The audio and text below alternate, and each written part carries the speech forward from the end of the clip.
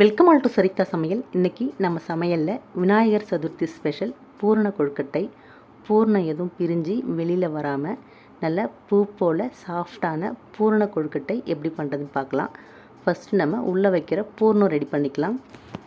First அடுப்பில் ஒரு pan சூடு பண்ணிக்கலாம். அடுத்து இதில் 1 கப் வெல்லம் சேர்த்துக்கலாம். இந்த கப்போட அளவு பார்த்திங்கன்னா 180 கிராம்.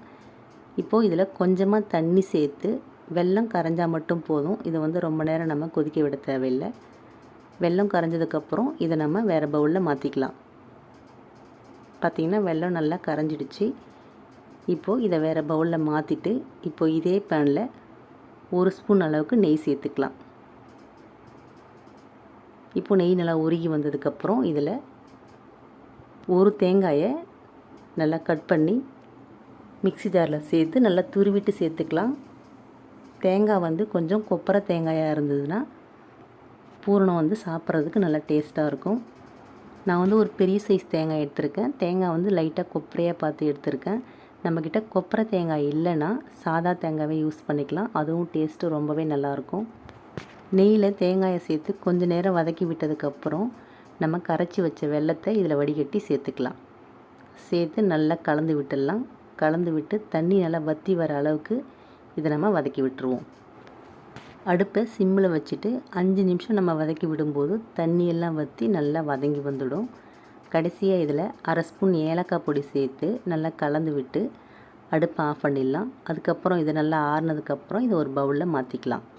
இது ஆறட்டும். அதுக்குள்ளே நம்ம கொழுக்கட்டைக்கு மாவு பிசைஞ்சிக்கலாம். அதுக்கு ஒரு பவுலில் 1 கப் அளவு நான் கொழுக்கட்டை மாவு எடுத்திருக்கேன். கொழுக்கட்டை மாவு இல்லை இடியாப்ப மாவு எதுவாக இருந்தாலும் நம்ம சேர்த்துக்கலாம்.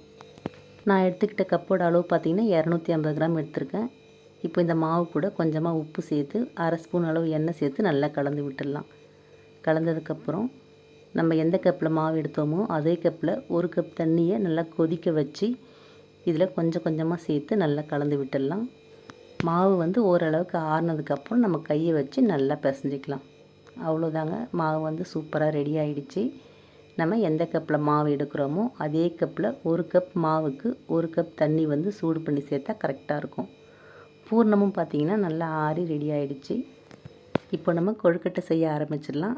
கையில் லைட்டாக எண்ணெய் தடவிக்கிட்டு தேவையான சைஸுக்கு மாவு எடுத்து நல்லா உருட்டிட்டு 2 உள்ளங்கைக்கு நடுவில் வச்சு லைட்டாக அழுத்தி விட்டு நம்ம கையிலேயே இதை நம்ம திரட்டிக்கலாம். இது மாதிரி சுற்றி நம்ம பொறுமையாக திரட்டினோம்னா அது ரவுண்ட் ஷேப்புக்கு அழகாக வந்துடும். மாவு பார்த்திங்கன்னா நல்லா திரட்டியாச்சு. இப்போ இதில் 1 ஸ்பூன் அளவுக்கு பூர்ணத்தை வச்சு விட்டு நல்லா க்ளோஸ் பண்ணிவிட்டு ஓரங்கள்லாம் நல்லா அழுத்தி விட்டுடலாம். பூர்ணம் வெளியில் வராத அளவுக்கு நல்லா க்ளோஸ் பண்ணி விட்டுருவோம். அதே மாதிரி பூர்ணம் பார்த்திங்கன்னா தேங்காய் வெல்லம் மட்டும் இல்லை, நமக்கு பிடிச்ச மாதிரி எந்த பூர்ணம் வேணாலும் வச்சுக்கலாம். கடலைப்பருப்பு வேக வச்சு அது கூட வெல்லம் கலந்து வைக்கலாம். அப்படி இல்லைன்னா வேர்க்கடலையை வறுத்துட்டு அது கூட வெல்லம் கலந்து வைக்கலாம். அதே மாதிரி எள்ளு வறுத்துட்டு அது கூடயும் வெல்லம் கலந்து வைக்கலாம். அது மட்டும் இல்லை, பொட்டுக்கடலையும் வெல்லமும் கூட கலந்து வைக்கலாம். நம்ம விருப்பம் தான். நமக்கு எது பிடிச்சிருக்கோ அது மாதிரி சேர்த்துக்கலாம். இப்போ பார்த்திங்கன்னா எல்லா கொழுக்கட்டையும் செஞ்சு முடித்தாச்சு. நான் 250 கிராம் மாவு எடுத்திருந்தேன். அதுக்கு 20 கொழுக்கட்டை வந்தது. இதை நம்ம 2 தடவையாக வேக வச்சு எடுத்துக்கலாம். ஒரு இட்லி பாத்திரத்தில் கொஞ்சமாக தண்ணி வச்சு சூடு பண்ணிவிட்டு அந்த இட்லி பாத்திரத்து மேலே ஒரு பிளேட்டில் லைட்டாக எண்ணெய் தடவி வச்சுட்டு இப்போ நம்ம செஞ்ச கொழுக்கட்டையை அதில் அடுக்கி விட்டுடலாம். தேவையான அளவுக்கு கொழுக்கட்டையை சேர்த்து விட்டு இதை நம்ம மூடி வச்சிடலாம். 10 நிமிஷம் நல்லா வேகட்டும். அடுப்பை சிம்மில் வச்சிடலாம். 10 நிமிஷம் கழித்து நம்ம ஓப்பன் பண்ணி பார்க்கும்போது கொழுக்கட்டை பார்த்திங்கன்னா சூப்பராக ரெடி ஆகிடுச்சு. இதை நம்ம வெளியில் எடுத்துகிட்டு மீதி இருக்கிறதையும் நம்ம வேக வச்சு எடுத்துக்கலாம். அவ்வளோதாங்க. ரொம்ப ரொம்ப சூப்பராக நமக்கு பூ போல் நல்ல சாஃப்டான பூரண கொழுக்கட்டை ரெடி ஆகிடுச்சு. நீங்களும் ட்ரை பண்ணி பாருங்கள். வீடியோ பிடிச்சிருந்தால் லைக் பண்ணி ஷேர் பண்ணி கமெண்ட் பண்ணுங்கள். என்னோடய மற்ற வீடியோஸ்லாம் பார்க்கணுன்னு நினச்சிங்கன்னா சரிதா சமையலுக்கு சப்ஸ்கிரைப் பண்ணுங்கள். தேங்க்யூ.